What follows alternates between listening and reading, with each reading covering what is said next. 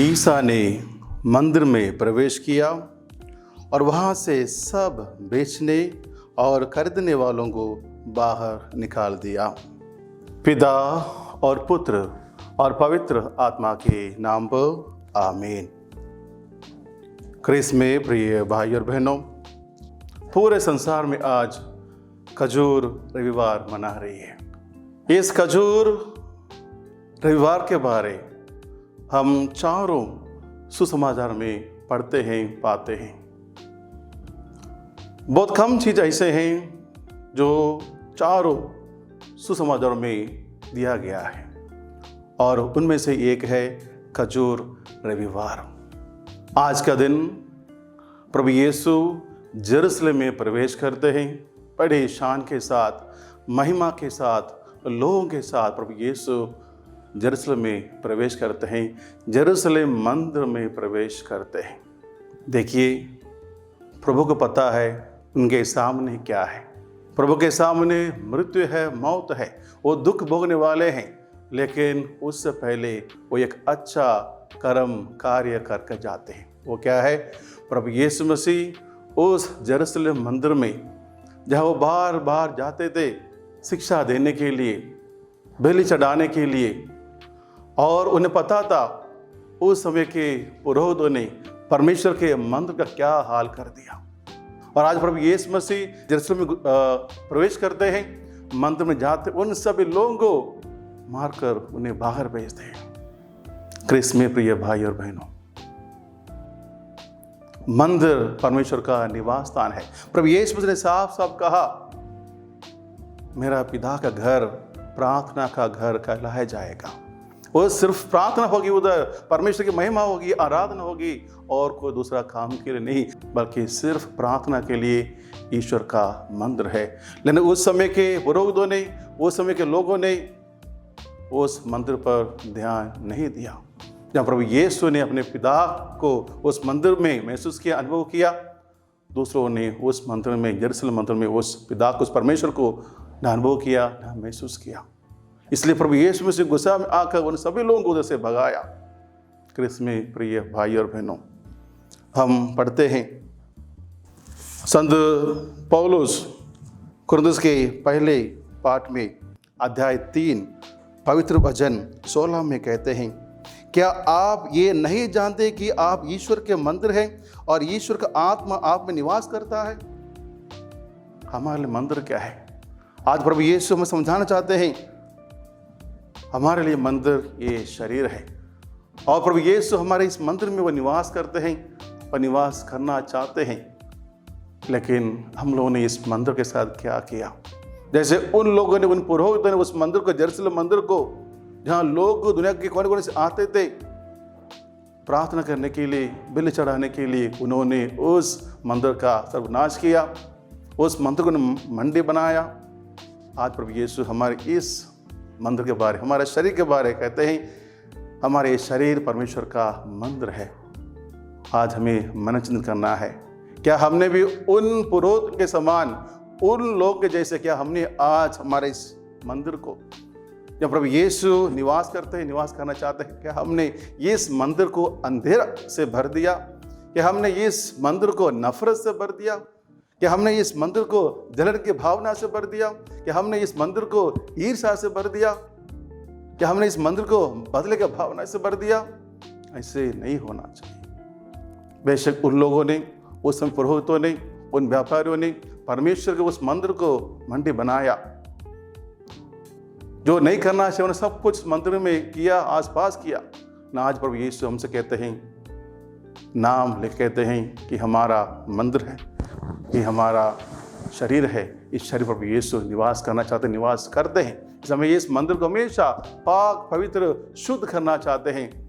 प्रभु को मौका दीजिए, जैसे प्रभु ने उस यरूशलेम मंदिर को शुद्ध किया, पाक पवित्र किया, उन सभी लोगों को बाहर निकाल कर, वैसे प्रभु यीशु आज हमारे शरीर से वो घृणा, वो नफरत, वो बदले का आग, वो सब कुछ वो निकालना चाहते हैं। बस हमें प्रभु को इस मंदिर में प्रवेश करने के लिए हमें अवसर देना चाहिए, मौका देना चाहिए। जैसे प्रभु ने उस मंदिर को पाक पवित्र शुद्ध किया, आज प्रभु यीशु हमारे हर एक व्यक्ति के इस शरीर को वो मंदिर बनाना चाहते हैं, वो हमारे मंदिर में आकर निवास करना चाहते हैं। क्रिस्मस में प्रिय भाई बहनों, आज और हम पाम संडे खजूर एतवार मना रहे हैं। इस त्योहार में तब ही हमें आस मिलेगी, बरकत मिलेगी, जब हम हमारे इस शरीर से, इस मंदिर से नफरत को, ईर्ष्या को, भले की भावना को, जलन की भावना को जब तक हम अपना शरीर से नहीं निकालेंगे, हमें वो आशीष बरकत नहीं मिलेगी। हम चर्च में आएंगे, हम चर्च में आए हैं, हाथों में खजूर के ढाले लिए हुए हैं, लेकिन हमें कोई आशीष नहीं मिलेगी। एक रूटीन जैसे होगा। हर साल हम खजूर एतवार मनाते हैं और आज भी हम मना रहे नहीं। और सच में प्रभु परमेश्वर, प्रभु यीशु की महिमा आप लोग करना चाहते हो, हम करना चाहते हैं, स्तुति करना चाहते हैं, प्रभु से आशीष बरकत पाना चाहते हैं, तो हमें हमारे इस मंदिर से सारे नफरत का भावना, सारे ईर्ष्या का भावना, सारे बदल भावना, धन का भावना, सब कुछ को बाहर फेंकना चाहिए। जिस प्रभु यीशु मसीह ने उस मंदिर को, परमेश्वर को, उस यरूशलेम मंदिर को पाक पवित्र करने की कोशिश किया, उन्होंने किया था, वैसे वो भी हमारे इस मंदिर को पाक पवित्र करना चाहते हैं। तब भी ईश्वर हमारे हृदयों में, हमारे इस शरीर में प्रवेश करेंगे और वो हमारा इस शरीर को, हमारा प्रभु यीशु अपना निवास स्थान बनाएंगे, वो बनाना चाहते हैं। दूसरी बात देखिए, प्रभु ने उस गधे को चुना क्या के लिए? वो अयोग्य गधे को प्रभु यीशु मसीह ने योग्य बनाया। प्रभु यीशु मसीह सचमुच राजा थे, वो राजा है, राजाओं का राजा है, प्रभु का प्रभु है। लेकिन देखो, अगर वो चाहते, अगर मैं हाथी पे बैठूं, घोड़े पे बैठूं, वो हो जाना था, लेकिन प्रभु यीशु उस गधे पे क्यों बैठे? वो हम हर एक को एक संदेश देना चाहते हैं। वो संदेश यही है, अपने आप को दीनहीन बनाओ, अपने आप को दीनहीन बनाओ। जैसे प्रभु यीशु मसीह ने स्वर्ग छोड़कर, स्वर्गीय कुछ छोड़कर, त्याग कर अपने आप को दीनहीन बनाया। प्रभु यीशु आज उस गधे पर बैठकर हमें ये समझाते हैं, ये सिखाते हैं, हमें भी अपने आप को विनम्र बनाना है। वो बेशक राजा है, राजा थे, राजा हमेशा रहेंगे, लेकिन उन्होंने हम सबों के लिए एक उदाहरण, एक मार्ग दिखाया है। उस गधे को चुनकर, उस गधे पर सवार होकर प्रभु यीशु हम सबों को संदेश देते हैं, हम समझाते हैं, हमें भी अपने आप को विनम्र समझना है, दीनहीन समझना है, छोटा समझना है। वो गधा देखो, हम सबको पता है गधा काम क्या है, लेकिन प्रभु ने उस अयोग्य गधे को योग्य बनाया। ईश्वर ने मुझे, आप सबों को, हम अयोग्य थे, लेकिन वो प्रभु ने हमें योग्य बनाया। क्या हम अपने आप से ये कह सकते हैं कि मैं सचमुच योग्य हूं? मैं बेशक अयोग्य था, लेकिन प्रभु ने मुझे योग्य बनाया। जैसे वो गधा अयोग्य, लेकिन अभी उसे योग्य बनाया। वो प्रभु चाहते हैं, क्योंकि वो कहते हैं, धन्य है वे जो दीनहीन है, वही स्वर्गराज में प्रवेश करेंगे।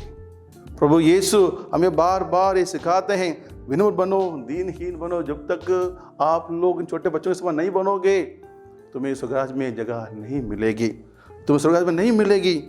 हम पढ़ते हैं फिलिपियों के नाम संत पौलुस का पत्र अध्याय 2 पवित्र वचन 7 में लिखा है, वह वास्तव में ईश्वर थे और उनको पूरा अधिकार था कि वो ईश्वर की बराबरी करे, फिर भी उन्होंने दास का रूप धारण कर तथा मनुष्यों के समान बनकर अपने को दीनहीन बना लिया। और उन्होंने मनुष्य का रूप धारण करने के बाद मरण तक, हाँ, क्रूस पर मरण तक आज्ञाकारी बनकर अपने को और भी दीन बनाया। आगे सुनिए, इसलिए ईश्वर ने उन्हें महान बनाया और उनको वो नाम प्रदान किया जो सब नामों में श्रेष्ठ है। और हम संसार में दीन ही रहेंगे, ईश्वर में, उस राज्य में हमें बड़ा बनाएगा। प्रभु ने कहा, जो अपने आप को छोटा समझता है, संसार में रहकर उसे बड़ा किया जाए। किधर? स्वर्गराज में। कहाँ? स्वर्गराज में। संसार में जो अपने आप को बड़ा समझता है, उसे छोटा किया जाएगा। और सचमुच हम स्वर्गराज प्राप्त करना चाहते हैं, उस प्रभु ईश्वर को आमने सामने देखना चाहते हैं, उस स्वर्ग का दृश्य देखना चाहते हैं, तो हमें संसार में रह के ही अपने आप को दीनहीन बनाना है। क्योंकि संत पत्रोस अपने पहले पत्र में अध्याय 5 पवित्र वचन 7 में कहते हैं, आप सब के सब नम्रता पूर्वक ये दूसरे की सेवा करें, क्योंकि ईश्वर घमंडियों का विरोध करता है किंतु विनम्र लोगों पर दया करता है। परमेश्वर घमंडियों का विरोध करता है, जो लोग विनम्र है, दीन है, उन पर दया करता है। और हमें ईश्वर की दया चाहिए तो हमें विनम्र बनना है। जैसे प्रभु यीशु आप विनम्र होकर उस गधे पर सवार होकर यरूशलेम प्रवेश कर रहे थे और लोगों ने अपने हाथों में खजूर ढालियाँ उठाकर हिलाकर कहने लगे होसाना होसाना होसाना। होसाना मतलब क्या? वो कह रहे हैं आप हमें बचाइए, आप हमारा उद्धार करता है, आप हमें बचाने वाले आए हैं, हम आपसे विनती करते हैं, आप हमें बचाइए, आप हमारे उद्धार करते हैं, आप हमारे मुक्त। क्रिस्त में प्रिय भाई बहनों, आज का ये त्योहार पाम संडे का जो एतवार हम सबको दो संदेश देते हैं। पहला संदेश विनम्रता, जिस प्रभु यीशु उस गधे पर सवार होकर दुनिया को ये उदाहरण देते हैं, दुनिया को ये उदाहरण प्रस्तुत करते हैं, नमूना बनते हैं दुनिया के लिए, संसार के लिए, कि वो आप ईश्वर थे फिर भी उन्होंने अपने आप को विनम्र बनाया, दीनहीन बनाया और गधे पर सवार होकर जो अयोग्य गधा है उसे योग्य बनाया। उस गधे पर सवार होकर वो यरूशलेम प्रवेश कर रहे थे और प्रभु यीशु अपने दुख के लिए तैयारी कर रहे थे। और दूसरा, अपने मंदिर को हमेशा पाक पवित्र शुद्ध रखो। ईश्वर के मंदिर को पाक पवित्र शुद्ध रखो।